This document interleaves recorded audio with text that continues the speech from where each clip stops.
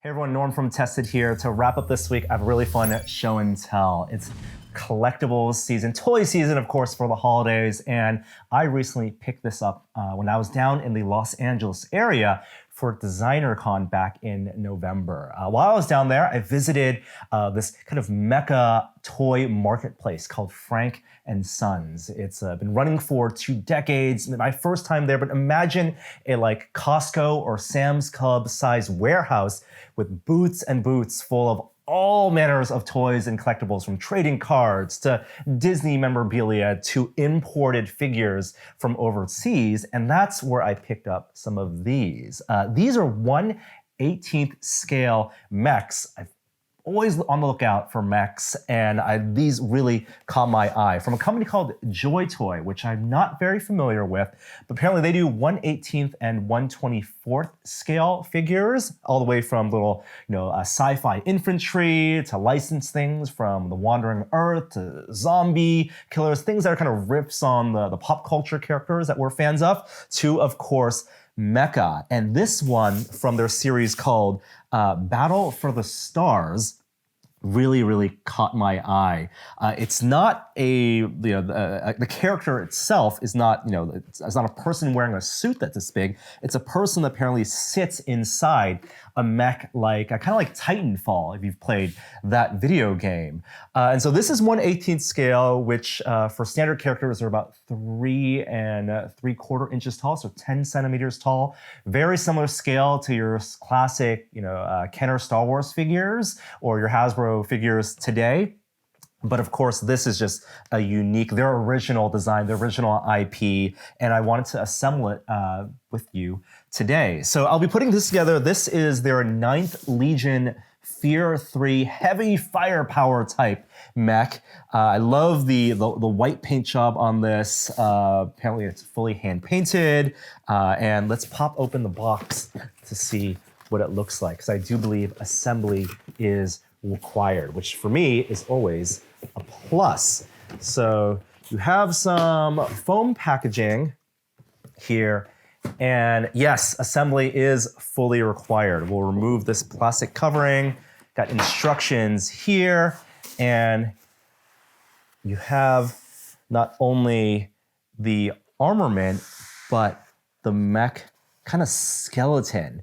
So I love that it's not just a single monolithic mech that comes out of the box that you can pose with, but all these parts are things that you need to actually put on to this frame with this really cool like blaster, this rifle here as well. The instructions are unfortunately not in English. I believe they're in Chinese, so we're gonna have a little bit of a language barrier here. We're gonna figure out if we can decipher this and put this mech together. And if we have time, if we get this completed, I also picked up in the same franchise here with the same company, JoyToy also has these diorama sets. This is their Mech Depot Watchtower, and something I really love is that this hopefully will give this figure a sense of scale, because if I'm just looking at this character, I have no idea, is this 1/6 scale? Is it, quarter scale? What is the real size of this thing supposed to be? But if you have some type of building to surround it with ladders, with the flooring, then you get a sense of, okay, this is supposed to be like 30 feet tall or something. Okay, enough talking. I'm gonna lay these pieces out. We'll take a closer look and then get to assembly.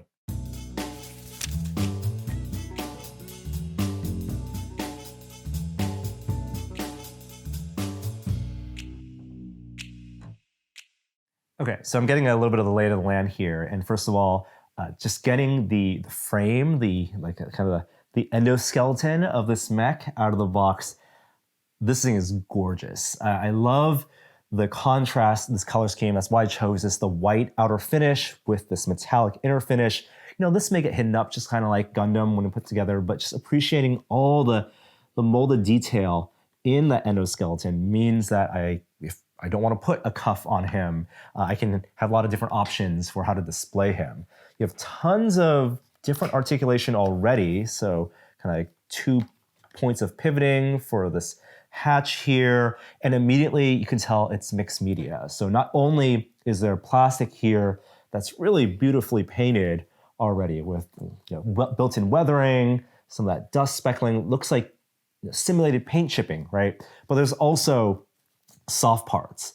This looks like, kind of like semi-military garb. You have these bags here that attach, they look like with Velcro. So it's low profile Velcro in addition to straps. And straps are kind of a mixed bag, we'll say, when it comes to scale figures, even at something like this, at 1/18 scale, a giant mech, because I really appreciate that they have things like working buckles, plastic buckles on this, but they can also be a real pain to fit on. So if it's gonna require me to use these straps, one thing I always recommend is having some really fine tip tweezers for manipulating the straps. Super, super helpful.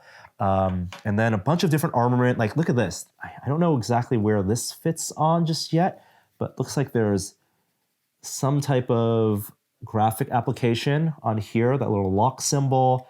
Again, I really love this color, white, gray, red, with that weathering on top. I think it's really striking. But okay, lots of pieces. I like that it's Velcro. We're gonna decipher the instructions. The Google Translate app does kind of work for some of this, but we'll see how far we can get along without having to rely on it.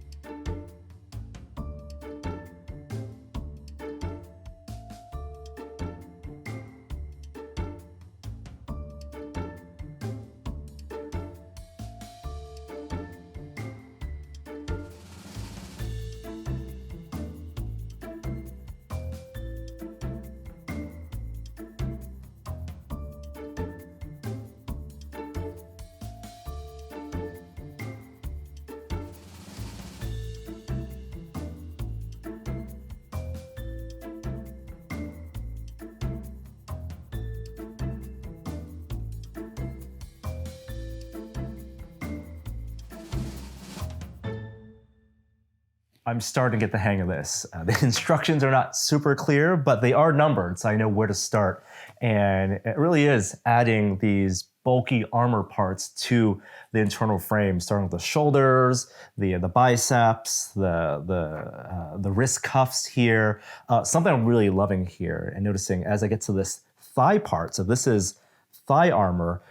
This is what it comes out of the packaging like, and you can't just slide it in. This actually disassembles. And as I'm disassembling the right thigh, I'm noticing that they're reusing some of their pieces. Like, these two come from the same injection mold, painted the same way, but they actually are fitted in different parts of the thigh armor.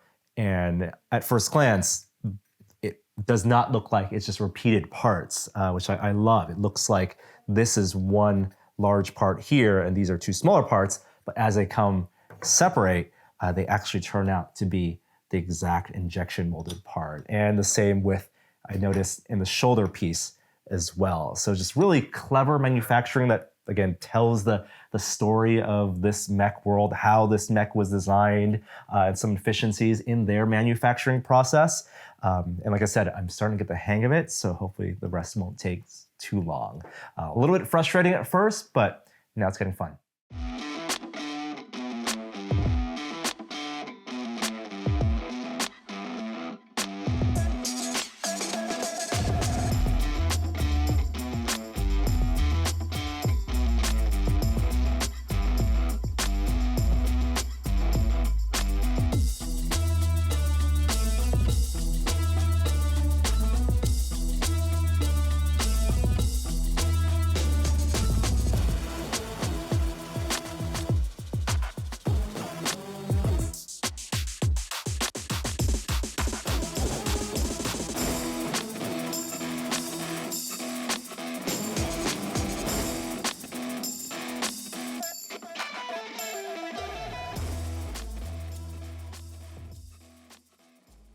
Okay, so the mech is assembled, and the hard parts really were at the beginning, both literally the armored parts as well as the more difficult parts of the assembly. Some of that was the instructions being lost in translation, but once I got the shoulders, the thighs are my favorite absolute part of this mech, and that assembled, then the fun part of putting these little supply bags all around, dead simple, all Velcro. And the diagramming was easy to decipher. They stick on really easily. I love just this barrel here, which I think is like an ammo crate or something. But all of this kind of tells a story of a pilot that lives in this mech. And even the back opens up with a hatch. Doesn't include a pilot figure, unfortunately. So I'll have to put something in here, maybe like a stormtrooper or something in that 1/18th scale. But this mech is gorgeous. I just really love the silhouette of this guy and the paint job. Yeah, I got to figure out the balance and the posing a little bit. The joints are ratcheted, which I like, so I'll hold a pose, whichever pose I end up in. But now we do have a little bit of time before we wrap up the video, and I'm going to assemble this Mech Depot Watchtower diorama, which I think will help give this mech a sense of scale. So you realize that, when you have a ladder that's this big next to the mech, then the figures are going to be, this tall or so, 10 centimeters, about 4 inches tall. I've knolled out all the pieces here. It shouldn't be that difficult in assembly. So let's just get right to it.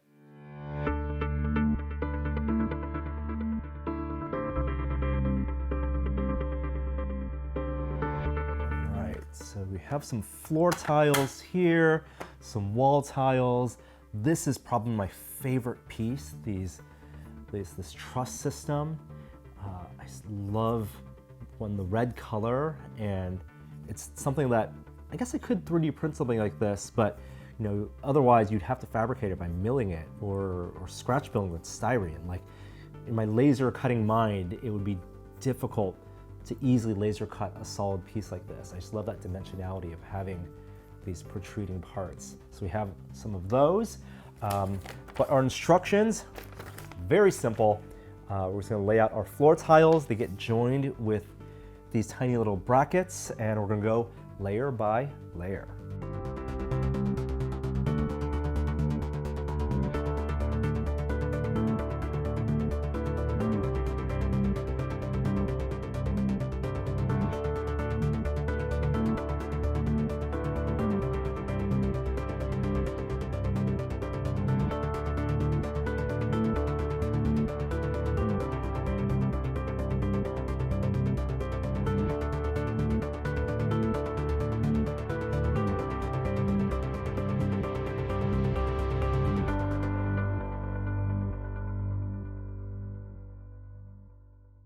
Already, I think I'm halfway done with the height of this, and this is much bigger than I had in my head. Like, the box is this big. In my head, I have an idea of 1/18th scale, but how tall could a structure be that fits in this box? And 2 levels in, it's already taller than the mech. This is gonna be like that tall. Another thing I love, and this is indicative of both these panels, these floor panels, all the other construction pieces, as well as the paint application on the characters, is how varied the weathering is. Like, these are the exact same, come out of the exact same injection molds.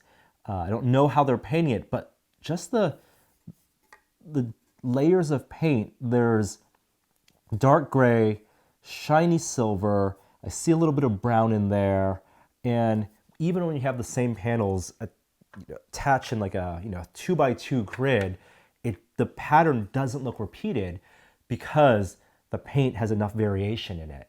And that's just a testament to the quality of this product. I'm really digging it.